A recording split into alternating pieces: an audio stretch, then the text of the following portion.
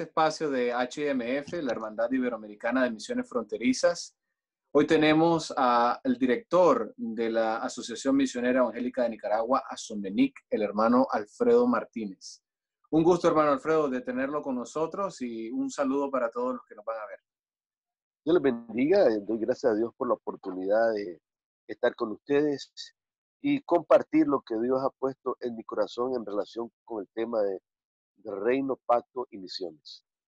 Sí, definitivamente de eso es lo que vamos a abordar el día de hoy, del nuevo curso que se avecina en la plataforma CIMA, el Centro Iberoamericano de Misiones Apostólicas, que es una plataforma virtual de entrenamiento virtual donde se brinda cursos acerca de espiritualidad apostólica, misiones fronterizas, teología y un sinnúmero de recursos que pueden servir al cuerpo de Cristo y también para futuros misioneros.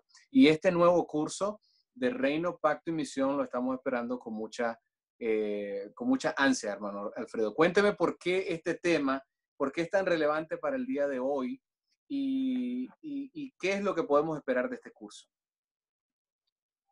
Mira, sabemos que cuando Jesús resucitó, le dio a la iglesia lo que hemos llamado la Gran Comisión. Y nosotros definimos la Gran Comisión como evangelismo, discipulado y misiones. Las tres cosas. Sin embargo, cuando nosotros examinamos la práctica de la iglesia, de la Gran Comisión, nosotros encontramos que hay un divorcio completo entre estos tres temas y el tema vital en la Biblia del reino de Dios. Por ejemplo, nosotros encontramos en cuanto a evangelismo, que en el evangelismo el mensaje no es el reino de Dios, es la salvación. En cuanto al discipulado, nosotros vemos que el propósito del discipulado que practica la iglesia no es establecer el reino de Dios en el discípulo para que luego el discípulo lo extienda, sino que es hacer un prosélito de la propia iglesia. Y luego, en misiones, vemos que en misiones el propósito no es extender el reino de Dios, sino plantar iglesia y muchas veces es extender la denominación. Entonces, en cada uno de los casos, la iglesia está fallando en entender qué es la misión actual de la iglesia por el hecho de que no maneja bien este concepto tan importante del reino de Dios. Generalmente en algunos círculos cristianos y evangélicos se habla de que el centro del evangelio es la salvación por la fe. ¿Usted está de acuerdo con esta posición?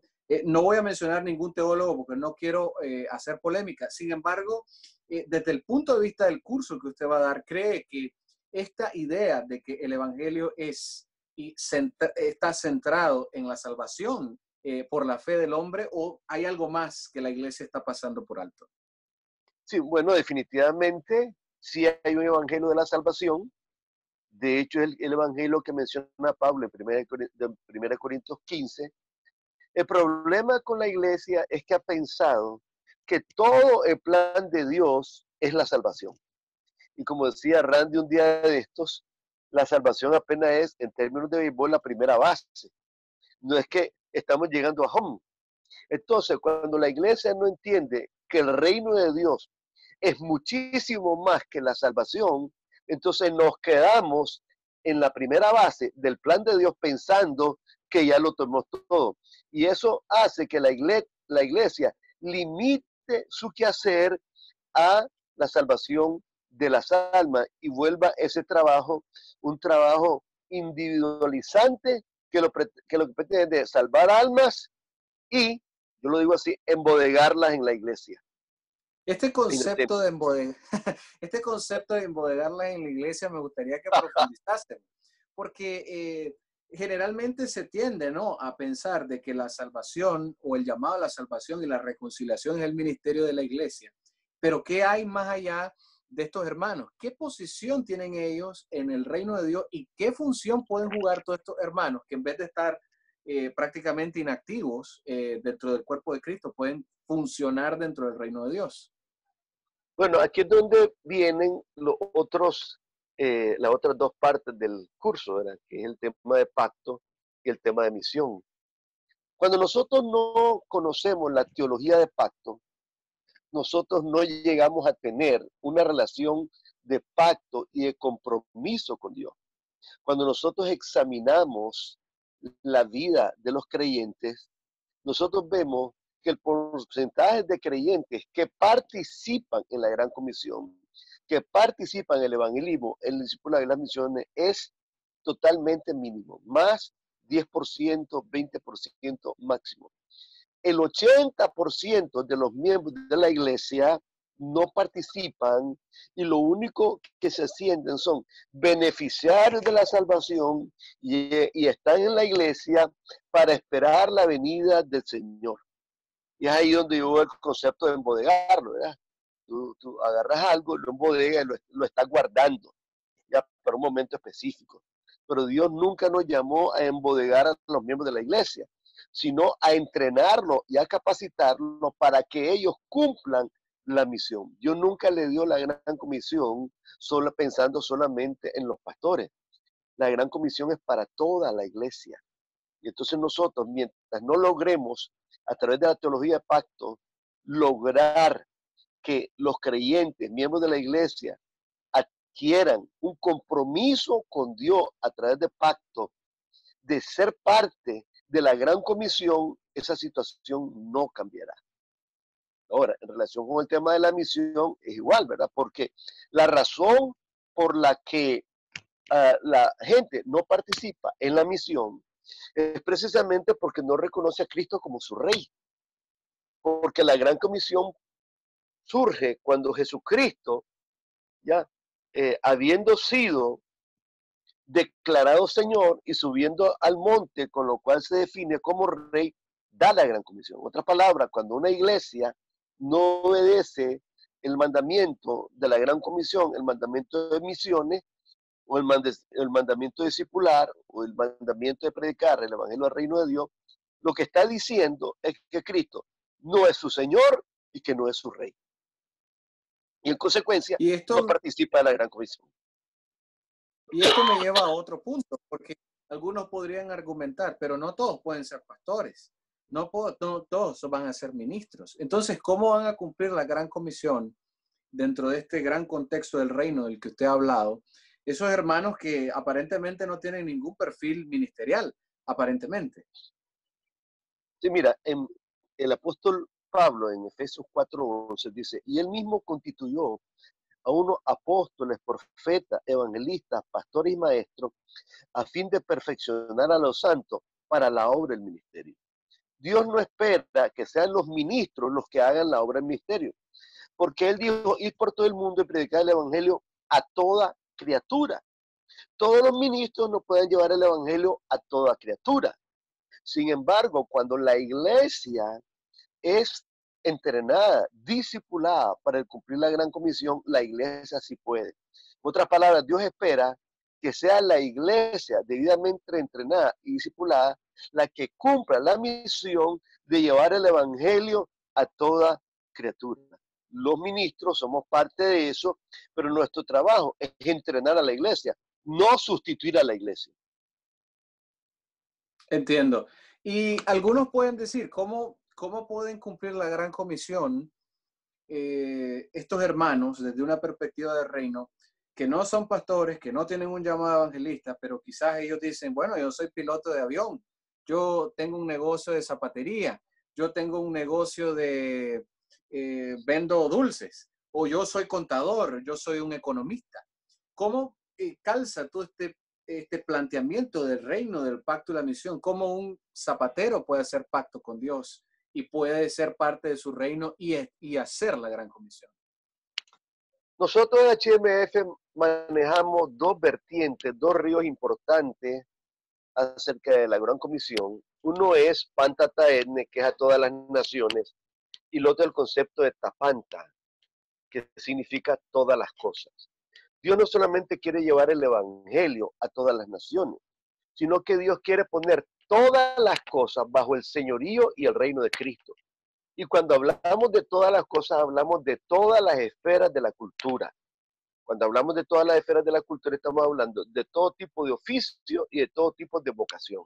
Entonces, por ejemplo, un médico que entiende que él cumple la gran comisión cuando lleva el evangelio del reino a su oficio, no solamente como persona, sino a su oficio, a su profesión de médico, y cambia la cultura médica en el lugar donde está, él está cumpliendo la gran comisión. Sobre esta base, no hay persona que no pueda participar en la gran comisión porque están involucrados todos los oficios que existen, porque todos los oficios que existen involucran un segmento de la sociedad al cual este hermano va a llevar el evangelio del reino de Dios y va a transformar esa parte de la cultura con el evangelio del reino de Dios. Ahí veo una conexión bastante clara acerca del tema del reino de Dios y la gran comisión. Pregunto, ¿la gran comisión es la predicación del reino de Dios y el establecimiento del reino de Dios en toda la tierra? Por supuesto, ¿verdad? El propósito de Dios es que este mensaje de que Jesucristo es Rey, que Jesucristo es Señor, y que todas las naciones tienen que escuchar este mensaje y tener la oportunidad de someterse a Cristo como Rey, es para todas las personas, es para todas las naciones. Aquí no hay excepción. Nadie puede decir que Jesucristo no es su Rey. Y ninguna nación puede decir que Jesucristo no es el Rey, porque fue Dios el que nombró a Jesucristo Rey de toda persona y de toda nación. Esto significa que el que Jesucristo sea Rey no significa que para que sea Rey la gente lo tiene que aceptar o las naciones lo tienen que aceptar. Es decir, ya Dios lo nombró Rey. Crean en Él o no, Él sigue siendo Rey. Las naciones lo adopten como Rey o no, Él sigue siendo Rey. Lo que pasa es que los que lo rechazan, sencillamente lo que ocurre es que se quedan fuera del reino. Pero Dios quiere llevar este mensaje, este evangelio del reino, para que las personas, las familias y las naciones puedan tener la oportunidad de entrar en el reino de Dios. ¿Qué implicaciones tiene que las naciones queden fuera del reino de Dios? ¿Qué implicaciones tienen que al no reconocer los individuos a Jesucristo como rey, siendo el rey independientemente de cuáles sean sus preferencias y sus creencias? ¿Qué implicaciones esto tiene para el individuo, pero también para las naciones? Bueno, si una persona no reconoce a Jesucristo como Rey, sencillamente no se puede salvar, porque el propósito de la salvación es llevarnos al reino. Si una persona no quiere a Cristo como Rey, tampoco lo puede tener como Salvador, precisamente por eso, porque el propósito de salvarnos es introducirnos en el reino. Y de igual manera, en el caso de una nación, la Biblia no solamente habla de la salvación de la alma, habla de la salvación de las naciones. Esto significa de que va a haber naciones que van a ser juzgadas y que como nación podrían perecer. En otras palabras, ya, aplicándolo, si Nicaragua no reconoce a Jesucristo como rey, existe la posibilidad de que Nicaragua como nación se pierda y todo el territorio nicaragüense sea entregado a una nación que sí lo reconoció como rey. Entonces sí hay su Prácticamente implicación. claro, prácticamente el mismo caso con Israel. Y esto me lleva al tema del pacto. Generalmente hemos visto en algunos círculos cristianos, por ejemplo, en los círculos reformados y presbiterianos, he escuchado que sí hacen énfasis en el tema del reino de Dios y sí hacen énfasis en la gran comisión como el reino de Dios. Sin embargo, no son todos los círculos cristianos a los que les he escuchado esto. Pero he escuchado menos todavía el tema de la vinculación del pacto con la gran comisión. ¿Qué podemos esperar en este curso acerca de esta relación entre el pacto de Dios y la gran comisión de ir a todas las naciones y enseñarles en los mandatos de Jesucristo y bautizarlos en el nombre del Padre, del Hijo y del Espíritu Santo? Este curso va a abordar tres temas importantes en sí mismo: reino, pacto y misión. De hecho, en la mayoría de los casos de la iglesia, esos temas no son abordados en sí mismos. Peor aún, Ni que sean abordados separadamente, ni de manera individual, ni siquiera de manera relacional. mucho menos el que se establezca una relación entre ellos. Es decir,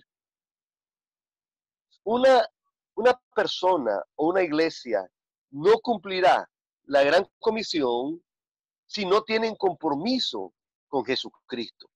Es el compromiso que tenemos con Cristo, es la relación de pacto que tenemos con Cristo la que nos impulsa, la que nos lleva a obedecer la gran comisión. Si no tenemos una relación de pacto con Dios, una relación de pacto con Jesucristo, sencillamente no lo reconocemos como Señor, como Rey, y no lo hacemos. Y eso es lo que está ocurriendo en la iglesia. La falta de involucramiento de la iglesia en la gran comisión es debida precisamente a que no hay un compromiso de la iglesia en el involucramiento de la gran comisión, por falta de una relación de pacto. Sin embargo, esto me lleva también a pensar en si el pacto es simplemente un compromiso o si el pacto es realmente algo que Dios establece con la iglesia y la iglesia está llamada a obedecerlo. Como, porque al establecer la palabra compromiso podría alguien argumentar de que podría ser algo totalmente voluntario o que podría ser algo flexible y la iglesia puede determinar cómo puede cumplirlo o no puede cumplirlo y le daría esa libertad. Sin embargo, cuando hablamos de pacto, hablamos de algo, de una relación de Dios con el hombre de una manera muchísimo más solemne y que es Dios el que por gracia trae esta relación al hombre que prácticamente la recibe sin ningún merecimiento. Entonces, eh, ¿podremos ver en este curso cuáles son los aspectos del pacto con respecto a esta relación de Dios con el hombre? Sí, realmente el pacto es mucho más que un compromiso. Imagínate que el concepto que se maneja es el compromiso y ni siquiera tenemos una relación de compromiso, menos una relación de pacto. Entiendo. Realmente un pacto es mucho mayor que el compromiso porque un pacto incluye un sacrificio y ese sacrificio realmente es el que te compromete.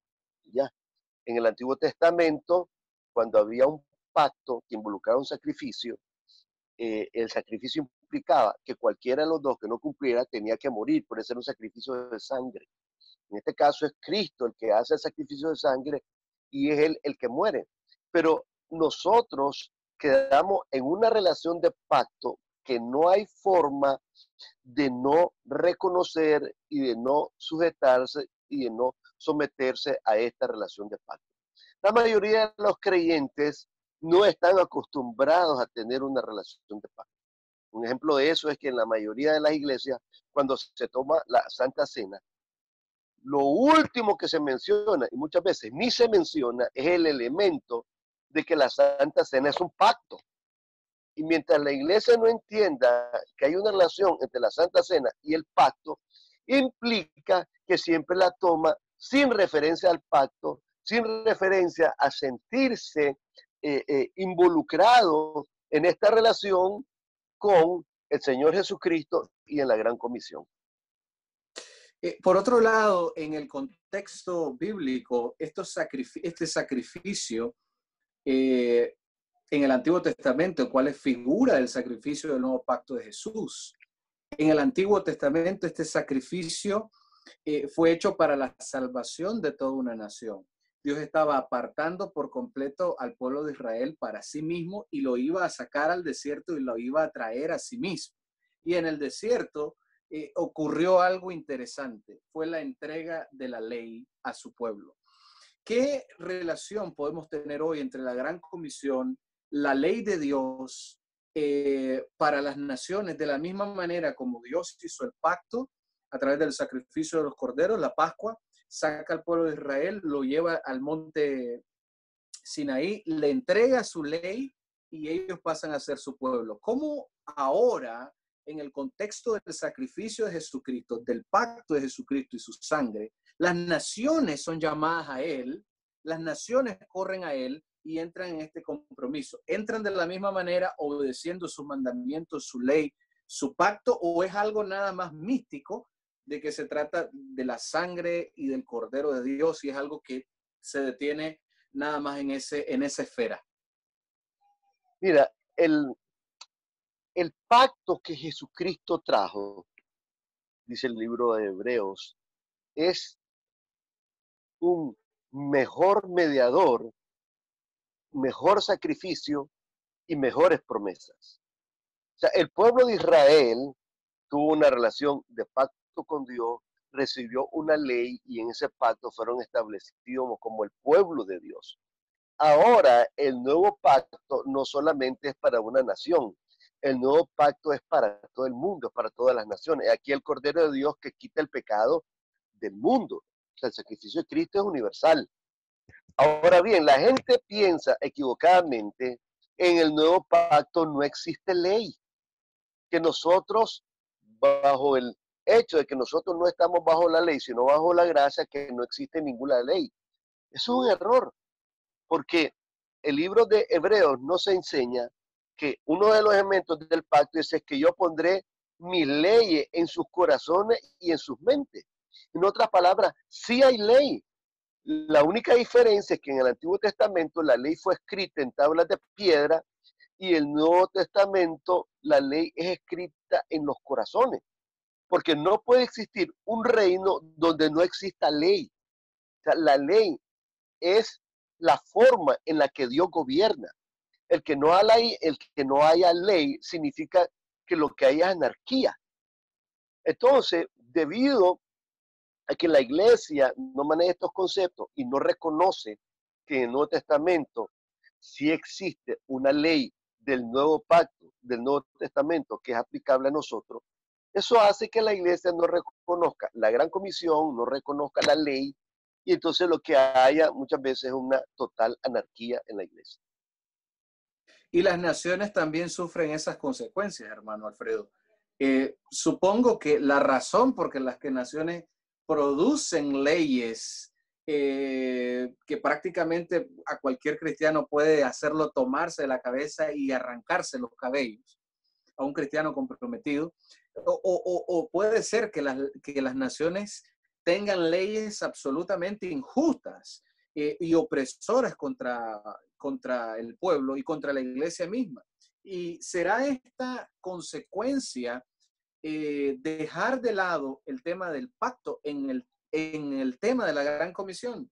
El que olvide la iglesia el tema de que la ley de Dios iba a ser escrita en el corazón y en su mente, tiene efectos en las naciones devastadores. Y lo podemos ver quizás en la historia. Puedo citar Primera Guerra Mundial, Segunda Guerra Mundial.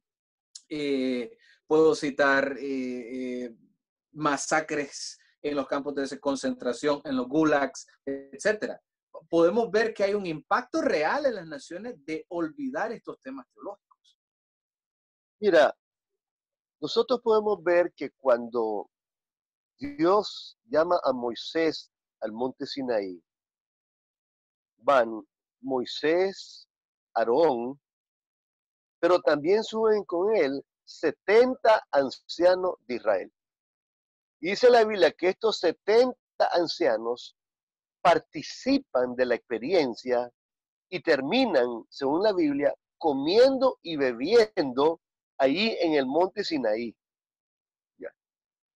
Esto pasa importante porque la mayoría de los creyentes no entienden que cuando 70 ancianos de Israel suben al monte, cuando no se interpreta o no se conoce el significado del número 70, que 70 significa las naciones, no, entonces no entendemos que cuando Dios llamó a Moisés para darle la ley e incluyó a 70 de los ancianos de Israel, lo que Dios estaba diciendo es que el propósito de Dios con Israel es que fuera testigo a las naciones para llevarle la ley de Dios a las naciones. En otras palabras, aún en el Antiguo Testamento, Dios consideró que esa ley tenía que ser llevada para el conocimiento de las naciones, para que hubiera justicia en las naciones. Lo que encontramos, sin embargo, en el Salmo 2, donde la Biblia dice, se reunirán los reyes de la tierra y príncipes consultarán unidas contra Jehová y contra su ungido. En otras palabras, las naciones, al no entender que la ley de Dios era para todas las naciones, entonces lo que hacen en su rebeldía contra Dios es hacer sus propias leyes, rechazando el reino de Dios, rechazando el gobierno de Dios. Aquí es donde tenemos la diferencia entre una iglesia cuya teología es salvífica y una iglesia donde teología es de reino. Porque una iglesia cuya teología es salvífica solo se dedicar a salvar almas. Pero una iglesia con una teología de reino va a entender que es su deber llevar el mensaje de Dios, el reino de Dios y la ley de Dios a las naciones. Y que todos los gobernantes tienen que saber que Jesucristo es soberano sobre todas las naciones y que todos los gobernantes están bajo el señorío de Jesucristo y que todos se tienen que someter al señorío de Jesucristo. De no hacerlo, las naciones van a sufrir. ¿Qué es lo que está pasando? El resultado es Primera Guerra Mundial, Segunda Guerra Mundial y todas las desgracias que vemos porque la gente no reconoce la palabra de Dios, no reconoce el señorío de Cristo y el reino de Cristo. Poderoso, hermano. Algunas últimas palabras para invitar a los que nos ven a este curso que empieza el 5 de junio y finaliza el 26 de julio. Algunas palabras de invitación a los hermanos que nos van a ver. Y miren, hermano, yo tengo 33 años de estar enseñando la palabra de Dios. He sido pastor, presidente de mi denominación, fundador de un instituto bíblico. Ahorita yo estoy a cargo de un centro de entrenamiento teológico. He sido directivo de la Alianza Evangélica, fui director de la Sociedad Bíblica, director de un medio de directivo de un medio de comunicación. O sea, una experiencia importante. Sin embargo, yo puedo testificar que en la medida en que yo he ido aprendiendo, estudiando y recibido revelación de parte de Dios de este tema de reino, pacto y misión, mi vida y mi ministerio ha ido cambiando, se ha ido extendiendo.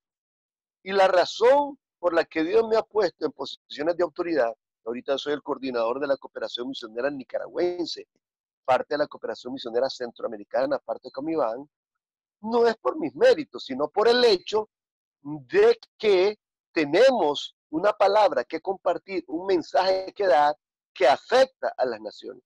No podemos permitir que los misioneros sigan yendo a las naciones a plantar iglesias y a la nación misma la dejen intacta. Porque el propósito de Dios es transformar las naciones, no solo informar a las naciones del sacrificio de Cristo. Amén. Hermano, ha sido una maravilla tener esta entrevista con usted. Nos ha arrojado nuevas luces acerca del reino de Dios, el pacto de Dios y la gran comisión. Creo que los hermanos que nos van a ver y que tengan la oportunidad de asistir a este curso van a ser bendecidos completamente. Les recuerdo por última vez, las fechas que inicia este curso, el 5 de junio y finaliza el 26 de julio. Los cursos van a ser a las 7 de la noche los días viernes durante este periodo y va a tener un seminario final o extraordinario el día sábado 26 de julio, si no me equivoco, 26 de julio, para finalizar con este grandioso curso que tiene HMF. Hermano Alfredo, ha sido un... Sí, mira, es importante que los hermanos manejen a quién está dirigido. Aquí pueden participar líderes de iglesia, pastores, líderes nacionales, profesionales, estudiantes universitarios. Este seminario es para todos porque el reino de Dios es para todos. Amén. Ha sido un gusto, hermano Alfredo, tenerlo en este espacio. Dios lo bendiga.